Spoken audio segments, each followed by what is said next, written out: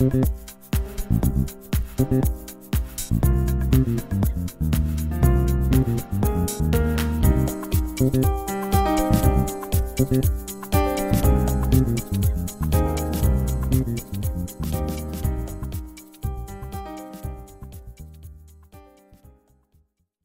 is the first in a series of 4 podcasts on immunopathology. There are basically 4 things that can go wrong with the immune system. There can be too little immune system, such as occurs in immunodeficiency. There can be too much immune system, as occurs in hypersensitivity responses. There can be also an inappropriately activated immune system, as occurs in autoimmune disease. And lastly, there can be amyloidosis.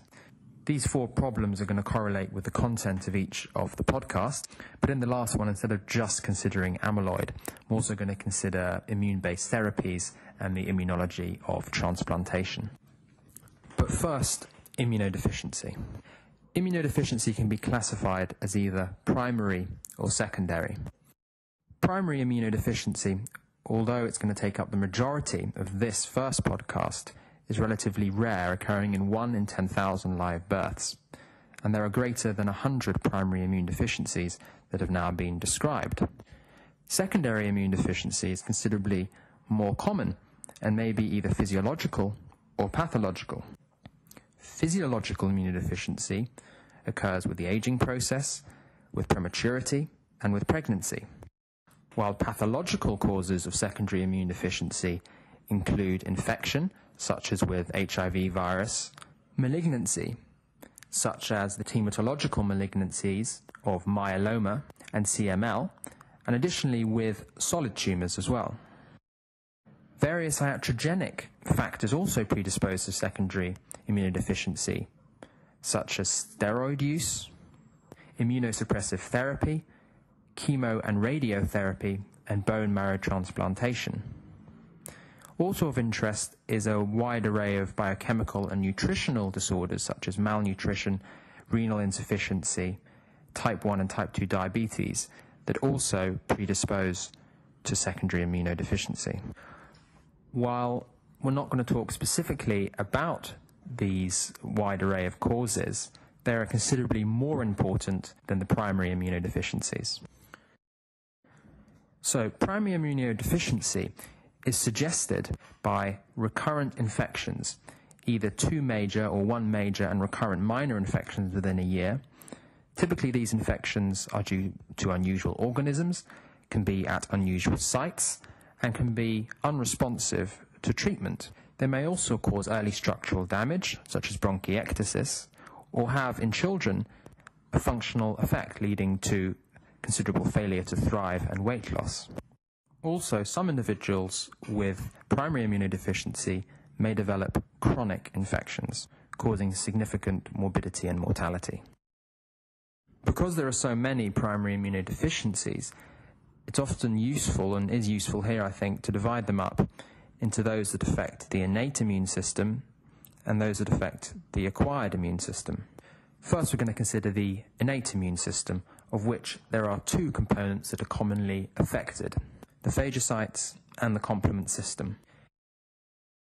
Phagocytes in normal physiology are important in defense against bacteria and fungi, and individuals with one of the 3 important immunopathologies of phagocytes typically present with recurrent deep bacterial infections or fungal infections in the skin or the mouth, or in deep abscesses. These organisms are usually poorly responsive to antibiotics and include Staph aureus, Burkholdia on the bacterial side, and Candida and Aspergillus on the fungal side. So in terms of the pathologies, either there is a failure of neutrophil differentiation in the bone marrow, leading to severe congenital neutropenia, or cyclic neutropenia, which is known as Kosman syndrome, or there is failure to express leukocyte adhesion markers on endothelial cells, which leads to the leukocyte adhesion deficiencies, or lastly, in a condition called chronic granulomatous disease, there is failure of oxidative killing within the phagocytes. There are 4 important tests which allow one to distinguish between these different types of pathologies. the neutrophil count, the presence of leukocyte adhesion markers, the nitro-blue test of oxidative killing, or the NBT test, and whether there is formation of pus. So going through each condition, in Kosman syndrome, as there is failure in development of phagocytes, the neutrophil count will be low, and individuals will be unable to form pus, but they will have normal leukocyte adhesion markers and a normal NBT test. In the leukocyte adhesion defects, the adhesion markers will be low, the NBT test will be normal, but the neutrophil count will be raised as neutrophils are unable to move from the plasma into the interstitium. In addition, there will be little or no pus formation. In chronic granulomatous disease, the problem lies in oxidative killing, so the NBT test will be negative while all other indices will be normal. Treatment of phagocyte deficiencies is either conservative or definitive therapy. Conservative aims to manage infections aggressively, so vaccination is important, as is the surgical draining of abscesses, and the use of an antibacterial agent called septrin or cotrimoxazole, and antifungal agent itraconazole. Definitive therapy is bone marrow transplantation, but gamma interferon therapy and gene therapy have both been described in the context of chronic granulomatous disease. The next large group of conditions affecting the innate immune system are those of complement. Complement contains 20 tightly regulated and linked proteins that are produced by the liver and are present in the circulation as inactive molecules. They have 4 predominant functions. They can punch holes in things via the membrane attack complex. They can regulate things through chemotaxis. They can opsonize things for phagocytosis. And they can solubilize immune complexes. There are 4 important complement pathways. At the center of these pathways is activation of C3, which leads to formation of chemotaxic and anaphylotoxic agents such as C3A, opsonins such as C3b, and the membrane attack complex C5 to C9. C3 may be activated by the classical pathway involving C1, 2, and 4. This pathway is predominantly immune complex dependent, so requires the presence of antibodies on the surface of foreign cells. The lectin pathway involves activation of C3 in association with binding of MBL, mannose binding lectin, to certain elements typically present on bacterial cell walls. The last pathway leading to C3 activation is the alternative pathway depending on factor B, factor I, and properdin.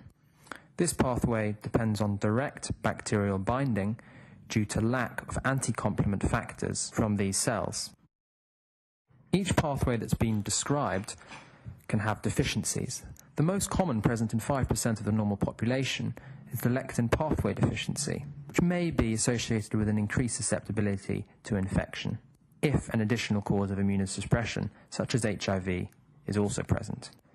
C1, C2, C4 deficiencies are associated with lack of function in terms of immune solubilization. Therefore, these patients are particularly prone to deposition of immune complexes.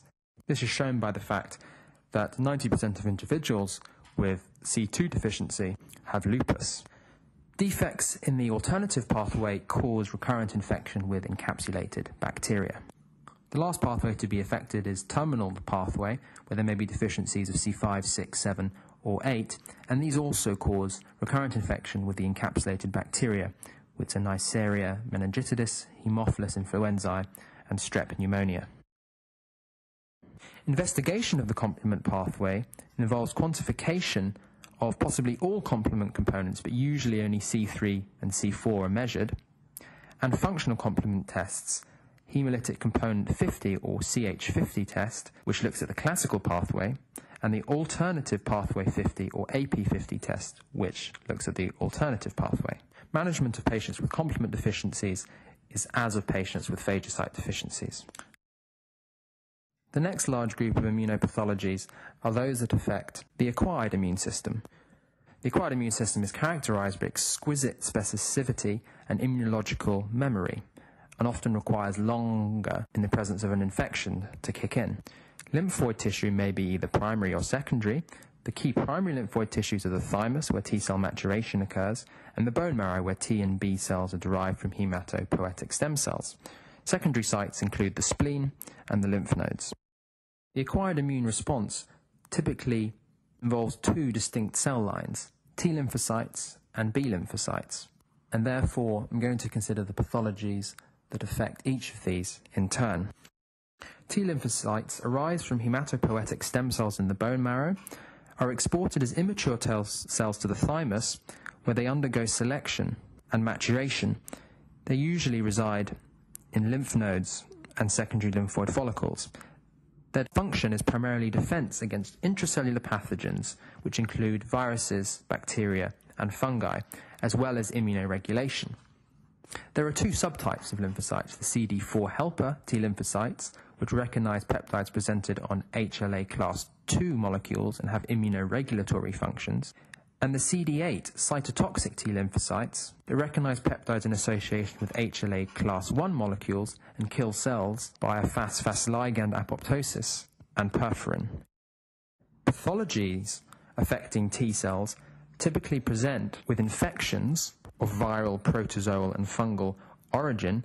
Basically, I think the best way to remember these is to consider those infections that appear with HIV infection, as well as with cancers, which are typically also related to the infections as well, and also various autoimmune phenomenon.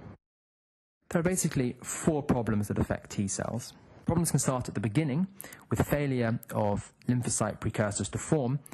This is called severe combined immunodeficiency, and not only causes T cell problems but also B cell problems. This condition is X-linked, and babies are typically sick by 3 months old, and the only treatment is bone marrow transplantation. The next is a failure of maturation in the thymus due to maldevelopment of this structure. This is called DeGeorge syndrome, which is associated with 3 clusters of abnormalities. Firstly, the immunological abnormality due to absent thymic development. Secondly, parathyroid hypoplasia leading to hypocalcemic tetany. And thirdly, various congenital cardiac problems and a characteristic facies, such as cleft lip and palate. The next 2 abnormalities of the T cells are incredibly rare and include bare lymphocyte syndromes, where there are absent HLA molecules expressed on either CD8 or CD4 lymphocytes. Interestingly, failure to express HLA class I molecules is associated with a systemic vasculitis syndrome due to uncontrolled activation of natural killer cells. Other primary T cell defects can really be grouped as one and are usually due to various problems with cytokine production or apoptosis. Investigations now. The most important investigation when considering a primary T cell problem is an HIV test. The next is to do a total lymphocyte count and differential, and to look at surrogate markers of T cells, such as serum immunoglobulins and electrophoresis. Second-line investigations may include specific T cell subpopulation assays via flow cytometry. Management is as before, however, it's important not to give individuals with T cell problems live vaccines. Now moving on to B lymphocytes.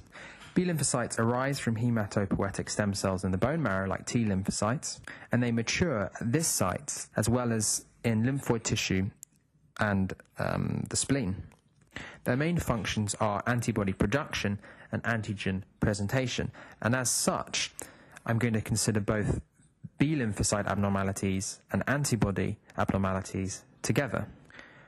Primary antibody deficiencies, or B cell deficiencies, are characterized by recurrent bacterial infections, particularly in the upper and lower respiratory tract and gastrointestinal tract, often with common organisms. We've already spoken about failure of lymphocyte precursor formation in severe combined immune deficiency. However, specific to B cells, there can also be in the bone marrow a failure of B cell maturation called X-linked agammaglobulinemia, or Brunton's X-linked hypogammaglobulinemia. This is due to defective B cell tyrosine kinase and results in the absence of circulating antibody after maternal antibody levels have decreased by 6 months. The other 3 important pathologies to consider here are due to antibody problems, so failure of production of IgG antibodies, or common variable immune deficiency, is a heterogeneous group of disorders that interestingly has an adult onset and unknown pathogenesis. However, results most commonly in reduced IgG, but can lead to reduction in production of all immunoglobulins. Failure of IgA production is called selective IgA deficiency and is really rather common, with a prevalence in 1 in 600. The last abnormality is called hyper-IgM syndrome, which is due to failure to express CD4 ligand on activated T cells, so actually is a T cell defect. However, the effect of this defect is really due to a B cell problem, as the T cells cannot provide help for B cells presenting antigens. This is also an X-linked condition, therefore typically only presents in males. Interestingly, while the IgM is incredibly high in this condition, there is usually a reduced IgG. Investigation of B-cell/antibody deficiencies is as before. However, useful second-line investigation here is by measuring specific antibody responses to known pathogens such as tetanus, Haemophilus influenzae, and strep pneumoniae, and immunizing if specific antibody levels are low. Management of B-cell deficiencies is largely via immunoglobulin replacement, administered intravenously every 3 to 4 weeks, with the aim of maintaining good IgG levels. It's particularly of note that for all of these conditions except selective IgA deficiency, immunization is not effective.